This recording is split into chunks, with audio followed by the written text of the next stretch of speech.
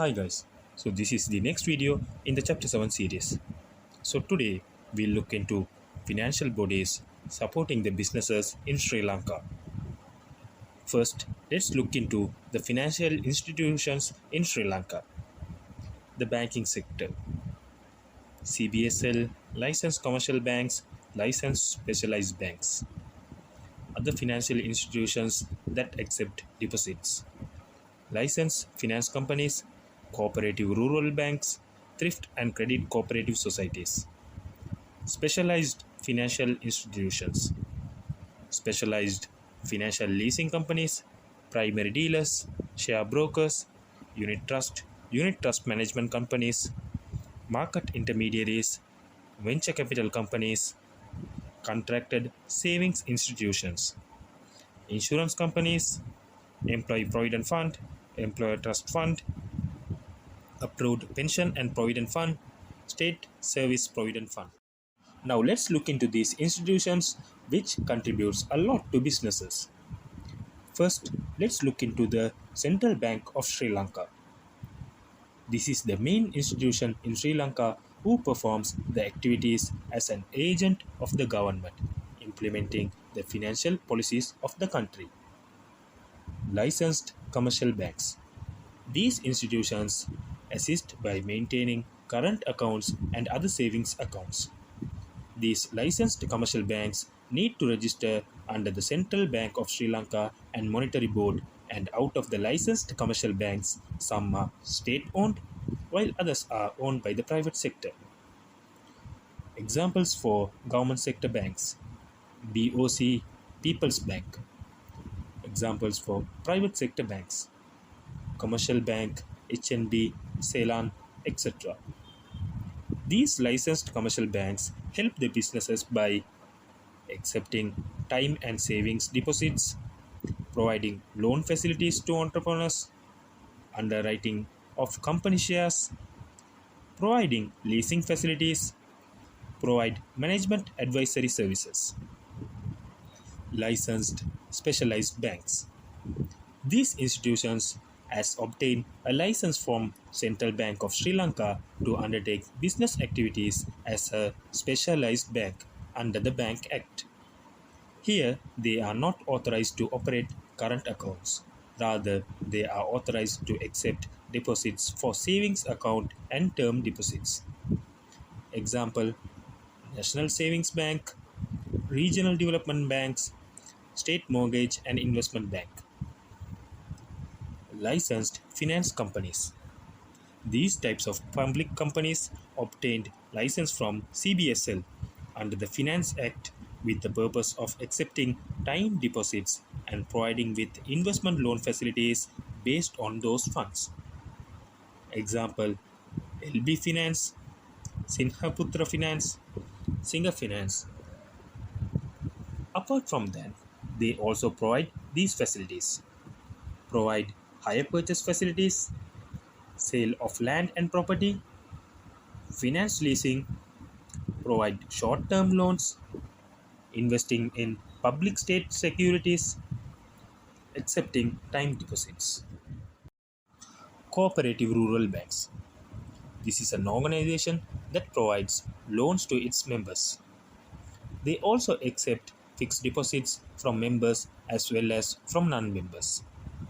Examples: Cooperative Rural Banks of Maharagama, Multiple Purpose Cooperative Society. So these support businesses by receiving deposits from members and non-members, pawning activities, maintain savings and fixed deposit accounts, provide loan facilities to members for agriculture, manufacturing, industrial and marketing activities, popularizing cooperative lifestyle among rural people. Thrift and Credit Transaction Cooperative Society.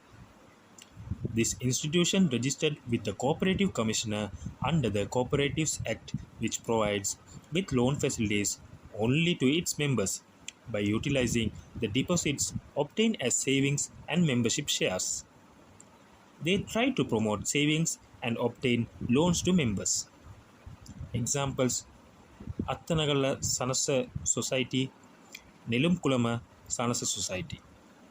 So these societies provide operating marketing centers to market the production of members, marketing of equipment in the field of activity of the society at concessionary prices.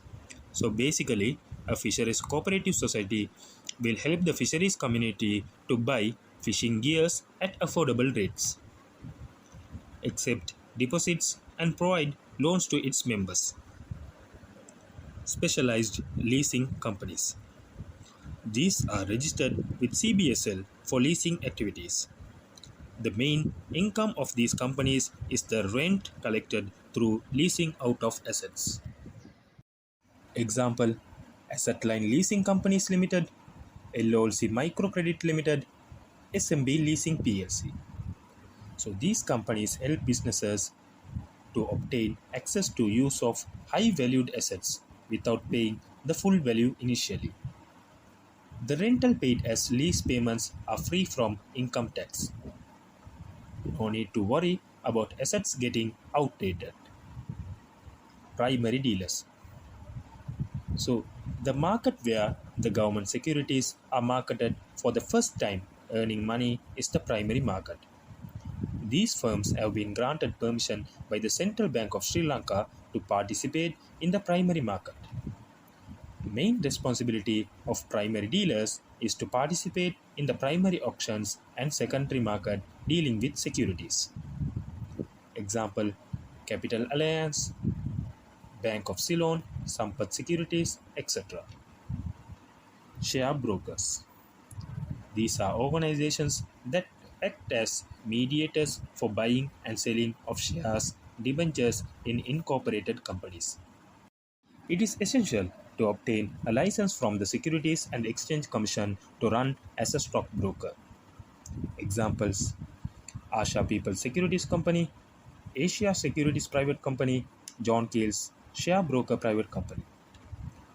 These share brokers help to buy and sell orders from investors, opening accounts in the central depository system on behalf of the investors, advise investors about making investments in shares and debentures, assist investors through market analysis and preparation of reports on the share market, assist with listing of companies, assist the public limited companies in generating capital. Unit trust management companies. This is an investment fund that has been raised through sale of units to investors. These funds that are collected are deposited in an investment portfolio, which are managed by professional fund managers. The returns that are generated are then distributed among the investors on the unit price. Basically, a unit trust consists of three parties: the unit trustee, fund management company, unit holders, or the investors. So the unit holders put money by purchasing units from the trust, in which the fund managers effectively manage the funds that are invested into suitable investments like shares, debentures, commercial papers, etc. And from the returns generated, they are distributed to investors. Examples of unit trustee: Normal Unit Trust, C Bank Unit Trust, Ceylon Savings Fund. Fund Management Company, National Asset Management Company, the Unit Trust Management Private Company, Ceylon Asset Management Company. Market intermediaries. Market intermediaries are mediators in the sale of financial instruments. So they are underwriters, investment managers, and marginal suppliers. They charge a service fee to provide their service. Let's look into the market intermediaries in short. Underwriters. So when sale of securities by a public limited company to the public, there would be certain amount of securities that would remain unsold. So the underwriters contracts to pay and purchase any unsold securities within a given period of time. Investment managers issues investment applications for the securities issued, accept applications, allocation of securities to the investors, Financial management about the issue, advertising activities, marginal suppliers. These are the organizations involved in debt collecting on behalf of the supplier and providing with factoring services. Venture capital companies. These are the companies which are specialized in helping new entrepreneurs by fulfilling their capital requirement. They also help by providing capital requirements and guidance for expansion of existing business to purchase businesses, etc. Engage in underwriting, loan syndication, that is when two or more lenders come together to fund one loan for a borrower.